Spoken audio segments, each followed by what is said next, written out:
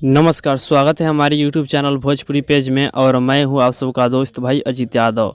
दोस्तों, खेसारी लाल यादव जी का इस साल 2022 का दूसरा छठ गीत आ रहा है सारेगामा हम भोजपुरी चैनल से। उस गाने का ऑफिशियल पोस्टर को लॉन्च कर दिया गया है, आप लोग हमारे वीडियो में देख सकते हैं। गाने का नाम दिया गया है महिमा महान। इस गाने को खेसारी लाल यादव जी गाए हैं और इस गाने को पवन पांडे जी लिखे हैं और इस गाने में आर्या शर्मा जी का म्यूजिक है, जो कि इस गाना को कल के दिन 22 तारीख को सुबह 11 बजे टीजर को रिलीज़ किया जा रहा है सारेगामा हम भोजपुरी चैनल पे, जिस वीडियो में खेसारी लाल यादव के साथ आस्था सिंह नज़र आने वाली हैं।